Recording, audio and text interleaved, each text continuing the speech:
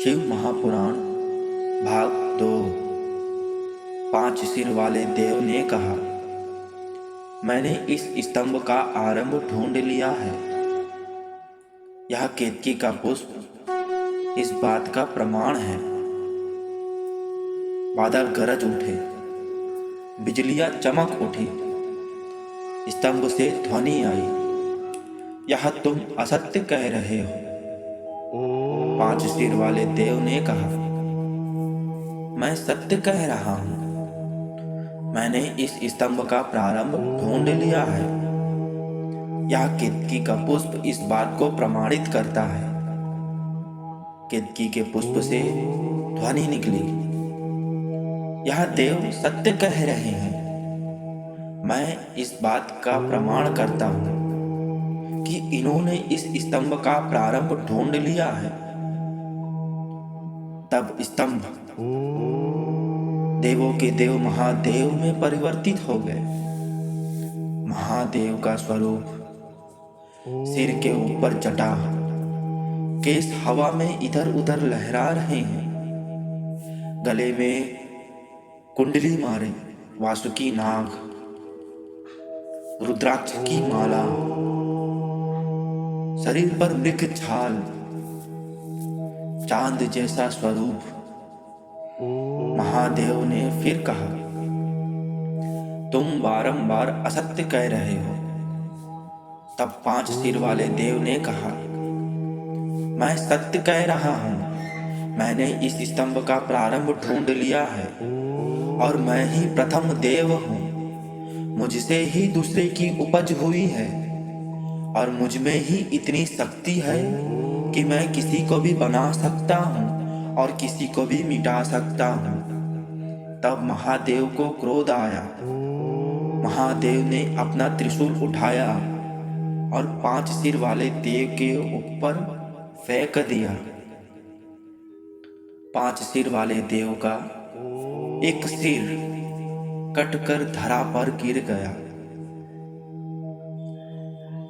5 सिर वाले देव 4 सिर वाले देव होकर रह गए।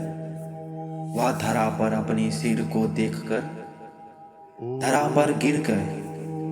महादेव के चरणों पर जाकर क्षमा मांगी। हे देव, हे प्रभु, हे महादेव, आप तो देवों के देव हैं। मेरी नेत्र खुल गई, मुझे क्षमा कर दीजिए। मैं अहंकार में आ गया था।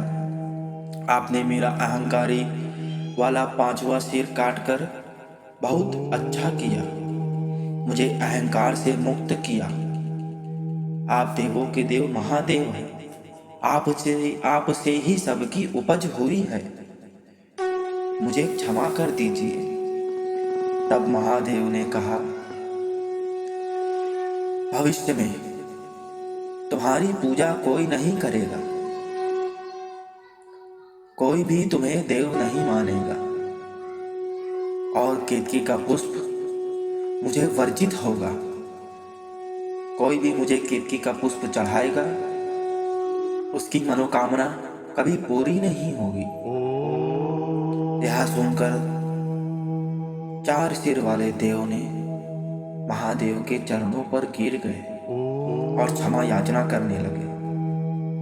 तब महादेव ने कहा, मैं यह श्राप तो वापस नहीं ले सकता, पर यह वरदान देता हूं कि भविष्य में आपके द्वारा निर्मित किए गए, आपकी की गई संरचना आपकी तपस्या अवश्य करेंगी और आप उन्हें वरदान अवश्य देंगे। तब महादेव ने कहा, आप ब्रह्मदेव के नाम से संबोधित होंगे। आपको मैं इस जगत का कार्यभार देता हूँ। आप इस सृष्टि का संचालन करेंगे। आपके द्वारा बनाई हुई वस्तुएं, जीव जंतु इस जगत में विचरण करेंगे। मैं आपको इस जगत का संचालन का कार्यभार देता हूँ। ब्रह्मदेव यह सुनकर प्रसन्न हुए। फिर महादेव ने नारायण को कहा, हे नारायण, आपको सब नारायण के नाम से संबोधित करेंगे। आपने मेरा हृदय जीता है। आपने सत्य कहा, उस स्तंभ का ना तो कोई अंत है ना ही प्रारंभ है।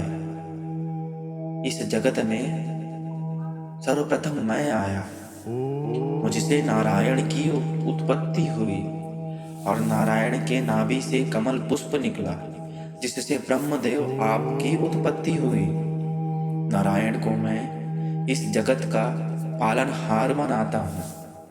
ब्रह्मदेव, आप इस सृष्टि की जो भी संरचना करेंगे उसका पालन नारायण करेंगे। नारायण इस सृष्टि के पालनहार होंगे और मैं संहारक का कार्यभार संभालूंगा। आप संरचना करेंगे, नारायण पालन करेंगे और सब मुझ में ही विलीन होंगे। यह कहकर महादेव अंतर ध्यान हो गए और नारायण और ब्रह्मदेव अपने अपने कार्य में लग गए।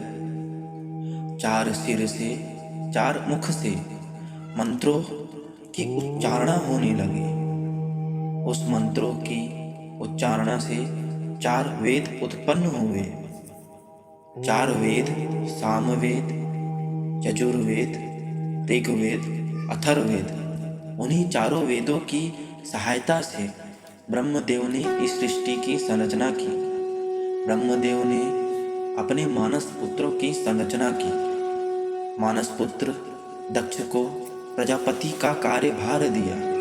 प्रजापति का कार्यभार इस सृष्टि को नियम से चलाना।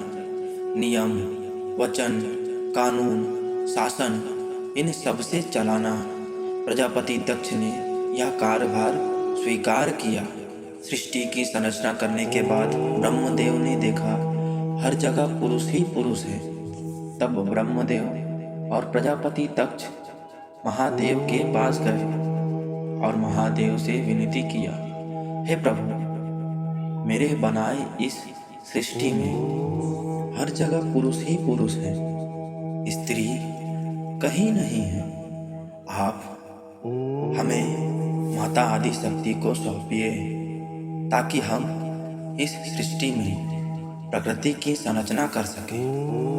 तब महादेव ने ब्रह्मदेव और प्रजापति दक्ष की विनती से अपने आधे शरीर से माता आदि शक्ति को ब्रह्मदेव और प्रजापति दक्ष को सौंप दिया।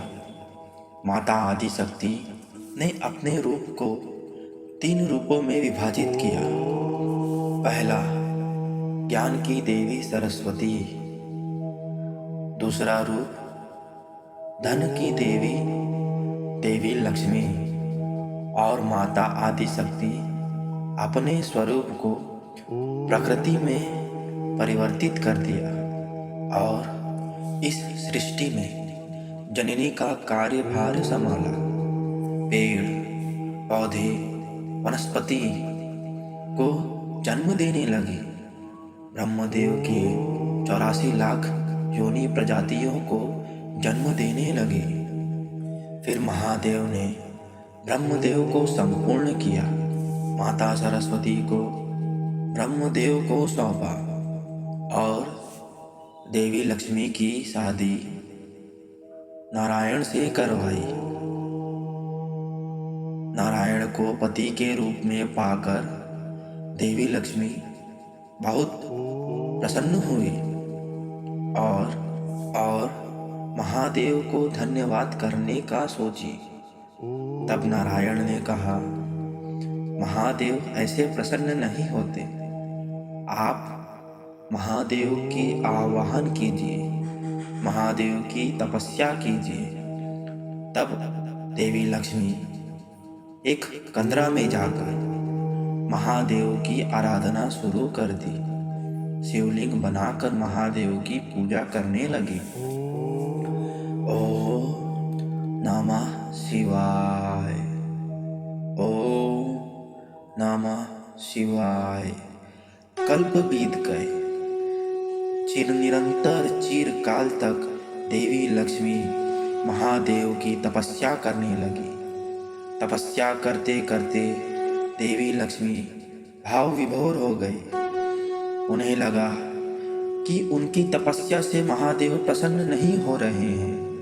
मैं ऐसा क्या करूं कि महादेव मेरी तपस्या से प्रसन्न हो जाए।